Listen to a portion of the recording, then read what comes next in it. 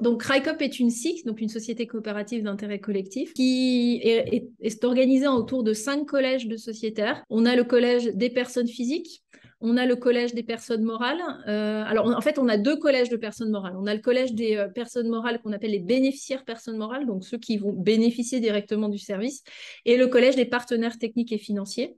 On a le collège des collectivités locales et on a le collège des salariés. Chacun de ces collèges a 20% des voix en assemblée générale. Donc, on a vraiment cherché aussi dans la gouvernance à ne pas créer de différence entre les collèges pour vraiment créer les conditions de cette intelligence collective. Il n'y a pas un collège de fondateurs, par exemple, un collège de partenaires financiers qui aurait plus de droits de vote en assemblée générale. Chaque collège a le même poids en assemblée générale. On est bien sûr sur le principe d'une personne égale une voix en assemblée générale, mais ça, c'est le principe général de l'économie sociale et solidaire.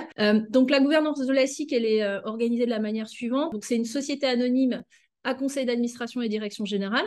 Donc, on a un conseil d'administration qui représente l'ensemble des sociétaires qui est élu par l'Assemblée générale des sociétaires et qui désigne une direction générale. Et puis, comme je disais, on a des cercles de sociétaires qui viennent nourrir en fait le travail de l'équipe opérationnelle ou la réflexion stratégique du conseil d'administration. Donc, il y a des référents au sein du conseil d'administration qui sont référents des différents cercles et qui travaillent avec les cercles. Et puis, au sein de la coopérative, on a créé une commission d'éthique et de médiation qui est à la fois tirée au sort parmi les sociétaires, où les membres sont à la fois tirés au sort parmi les sociétaires et sont à la fois élus, moitié-moitié, et qui est là à la fois pour veiller effectivement au respect du cadre éthique et aux principes de valeur et au cadre de valeur de RICOP et s'assurer que dans toutes les activités de RICOP, les choses sont bien respectées, qui est là pour rédiger une charte éthique aussi, donc ça va dans ce sens-là, et qui est là aussi une instance de médiation, si jamais il y a des conflits entre sociétaires, ou voilà, c'est une instance qui a été mise en place.